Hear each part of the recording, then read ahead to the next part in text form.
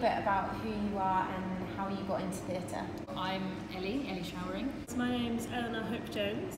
Hello, I'm Lizzie Wiggs. I have been singing since I was 4. I'm a writer and a director, and I got into theatre through acting. For me it was theatre and dance. And it was a space where I could really express myself, and then I realised that what I actually really liked was telling stories, and as an actor I'd quite often be like the one who'd be trying to control things. I'd have an idea and I'd be like, oh, maybe actually I want to do on the other side of this, because I really like collaboratively telling stories as well. So then that's kind of where I started writing a bit in school, and then at uni I ended up like directing a bit, and then I was like, I prefer this to the acting. I think acting just felt like an obvious option, and something that was like offered to me as a girl, and then I was like, oh no, this is what I like. Just worked on it all the time, took every opportunity I was kind of given, and made a lot of my own work, and still do that basically. A constant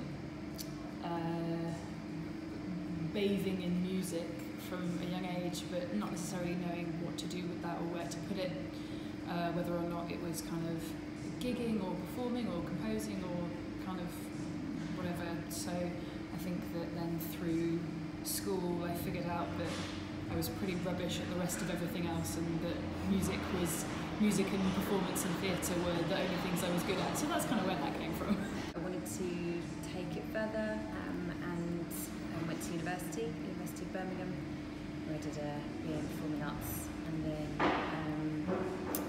started working from there really, and working from a year out as well in theatre, and working in all different departments, so front of house and on crew and in wardrobe, and just getting a kind of feel for it really, and then worked freelance ever since. This International Women's Day, we felt like it was really important to not only celebrate straight women, but queer women and non-binary individuals as well. And I wanted to ask you guys why you feel spaces where that is celebrated is so important. Growing up as any kind of other is, I don't know, it's hard for many reasons. Representation is really important in theatre, and growing up, when you're growing up as a queer person, if you understand that you feel different to what the world around you tells you should feel, then you look for seeing yourself elsewhere. And if you don't see the possibility of yourself, then you don't know that the possibility of you exists. And so that representation and seeing yourself is really important. I think the need for queer spaces is potentially necessary now more than it has been for a long time. I think if you look at LGBTQ places and venues, so many in the last decade have been shut down, and then if you look at the amount of reported hate crimes against LGBTQ people have risen like something like 150% in the last 5 years, and so those spaces are vital. So I know you guys are really heavily involved in queer space and queer quiet, so I wondered if you wanted to introduce that, what it's about. With the Queer Space Bristol that we've set up, creating the queer space but also where you could experience the arts, and so it was about bringing those two things together. And the aim is to set up at least monthly workshops where people can come together and they can experience singing workshops, devising workshops, drawing in the round workshop, like local queer storytellers who come and talk about our queer history. And then one of the things that we've set up, which has been very much led by Ellie, is queer choir.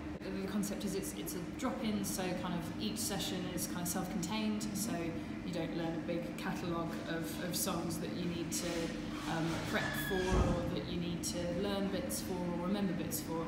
You show up on the day, we do a bit of a workshop style kind of warm-up, do a few rounds, and then learn a song or an edit of a song arranged by me, by a queer artist, and that's it. It's kind of all self-contained. You just kind of show up. There's no pressure for it to be will you sign up for X amount of weeks or months. It's pay what you feel.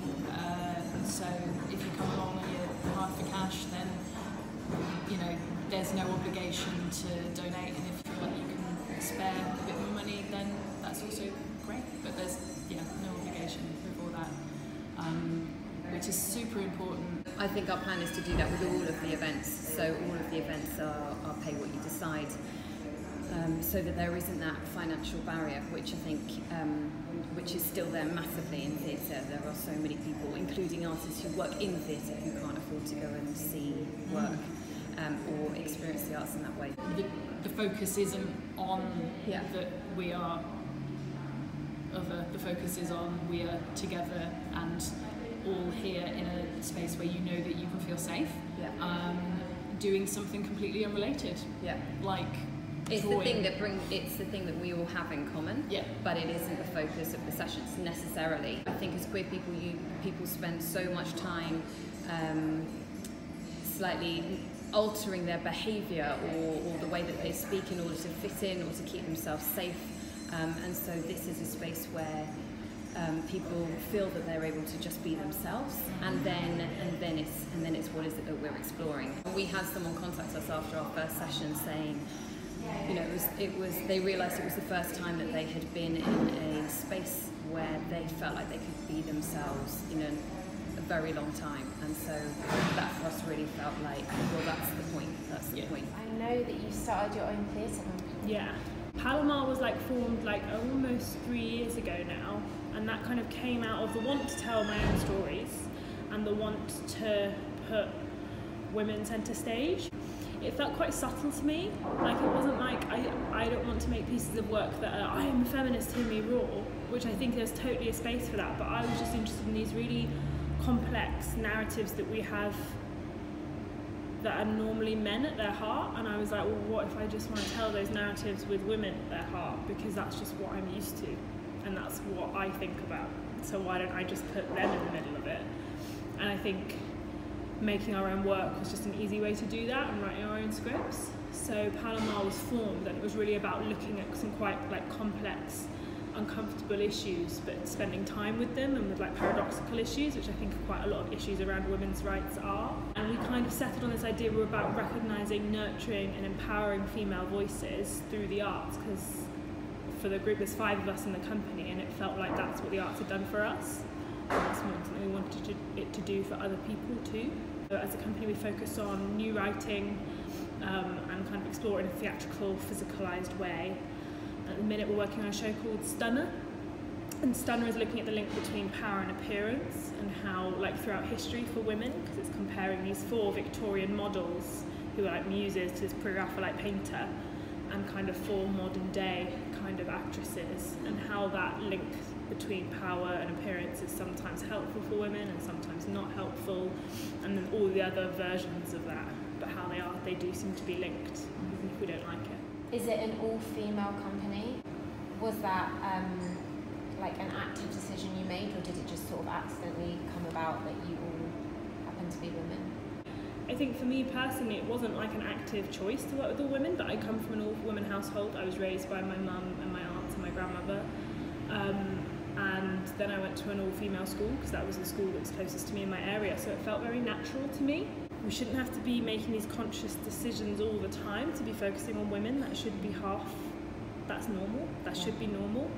And it doesn't have to be a massive statement oh my god, it's a woman female company. I'm 52% of the population. That's actually statistically more likely to happen, isn't it? So I think it wasn't a massive statement, but it's something that quite often I think it creates a different atmosphere. I do notice that it is, in my opinion, as sad as it might be, it is different when there are just women in the room, especially young women tend to talk more. I do think that's true. I wondered if you could think back and maybe talk about a time where you felt like you were at a disadvantage because of your gender or sexuality, and how you overcame that situation. I think most people who work in theatre are able to make it work as a parent have either a partner as support or a lot of family support around them, and that's sort of how you make it work. But if you're someone who works in theatre as a single parent and you don't have that support around you, family support, it can be incredibly difficult and incredibly challenging. And I know a lot of people who have become parents and have stepped away from working in the arts or stepped away as a performer. And then you lose those voices often of women, you know, in their 30s and 40s who step away because it's really difficult to make it work. And there is definitely change, and there are definitely positive things happening. A friend of mine, Lizzie, and her colleague were able to share performing on a children's show, and they shared the role. So she would do half of the week, and her colleague would do the other half of the week. And I recently got contacted by an artistic director who I've worked with before, who's soon going on maternity leave again, and when she comes back is making a new show, and has asked me if I'm interested in co-directing this piece with her, which is brilliant, and then makes things more possible because you're co-directing and sharing the workload and the rehearsal load. But I think being a parent and a single parent is really difficult in theatre. So I'd say I feel the challenge is more now, I think, than I did when I was starting. So I'm pretty sure that for quite a few jobs I've been hired as the diversity hire. I mean, yeah. I know that there are jobs that I have got because I'm queer and female presenting, and yeah, I mean, I know that they wouldn't have hired me if I was rubbish, but still, we need to hire as many people from as many different backgrounds and walks of life as possible in order for people to feel represented and seen, and then to go out and go, yeah, do you know what, I could go and do that. I think that the main way that it's affected me has been my mental health. So I struggle in almost every single job that I get. I think that definitely came from a place of not knowing who I was as a kid, and then discovering that who I was and what I was. It was taboo, and it was talked about by other people in a derogatory way. It was a difficult time that left me with lots of questions about myself, and the answers that I found weren't always nice ones. And yeah, it just definitely left me with quite low self-esteem, kind of low sense of self, and yeah, that has seriously impacted my work and my life as an artist. It doesn't necessarily feel like within the arts, but it feels more like within myself. How often I feel like I have a split personality between this person who is outspoken, capable, has an opinion, so willing to like compromise and to talk through issues, but is quite assertive, and this other voice that's like, no, you can't be that way, don't be that way, you shouldn't be that way, that's not right. And the voice is never like, oh, it's because you're a woman. And sometimes I'm like, is it because I was raised a woman? Is it because of all these expectations? Is it other expectations? Is it because of my family? And I was like, what are the things that play into that narrative? And I don't know, but I would be surprised if part of it wasn't because I was a woman. A lot of women won't apply to a job because they don't have like 100% of the skills that are listed. But if a guy has like 50%, he will apply anyway. I feel and like that woman might be better for that job than that guy is, but because she's a woman, she's like, I'm not enough almost just because I am a woman. I really feel like that's true, especially like the past 3 years I've been trying to recondition myself or reprogram myself into that way of thinking, but the amount of like conscious reinforcement I have to do into like, no, I am capable of doing that. Do you believe you're capable of that? Yes, therefore go for it. You don't need to satisfy someone else's specific targets. If you believe you could go and do that job, go and do the job and do it really well. There are some really positive things happening in theatre as well in terms of queer voices and women's voices. I think the work that Diverse City do, the work that Lucie Morgado does, Ellie Productions, like all of these people who are making a difference in terms of representing diverse voices and queer voices. I think there's some really exciting artistic director appointments. When I first started 18 years ago, it was more often than not, it was male artistic directors and male directors in a rehearsal room, and there's definitely a positive shift in that regard. Now talking a bit more specifically about International Women's Day for 2020. Every year they run by a theme, and this year's theme is Each for Equal. and they're using the hashtag each for equals as their kind of slogan. So I wondered if just that phrase meant anything specific to you, each for equal. Each for equal. That's something to wrap your head around. That's a really lovely kind of place to try and aim to be. I know that we're certainly not there. Each for equal for me, that kind of sounds like every individual to be treated the same, and to have the kind of the same amount of input, the same amount of credence, the same amount of celebration of self and individuality. That's it, like each one of us has to believe that we're equal. And that's the most reassuring thing. When you stop thinking, oh, she's better than me, or he's more capable, and it's like, well, what if we're all equal? Then I'm just doing the best I can. Then maybe I can actually go somewhere. Not in terms of theatre directly, but who would you say in your life is the most inspirational woman that you look up to, and then why? I think growing up as a woman, you are taught by society how to behave and how to think and what your limits are, and I think there comes a point where you have to question everything, and you have to question what you've been told, and if it serves you, and if you believe in it, and if you want to follow that anymore. And I have key women in my life who've really helped me to interrogate a lot of those ideas. It's a tough question, and seeing as you went kind of close to home, I might go a little bit further afield. So there is a singer called Laura Jane Grace, who is the lead singer of a band called Against Me. Laura is trans and transitioned kind of in the public eye because she was already kind of well known in the band, and now going to one of their gigs is like the most beautiful thing in the world, because you were surrounded by like 50-year-old kind of straight folks in their leathers, and then you've got all these baby queers as well, and it's just the most wonderful kind of mixture of people to be surrounded by. I have a lot of respect for that woman, and she's an amazing performer. I mean, my mother is like obvious one. Like, we were a single parent household. She was working like every day, all day. She was just brilliant at it. My mum was a massive thing, I think she never sees this, about competency.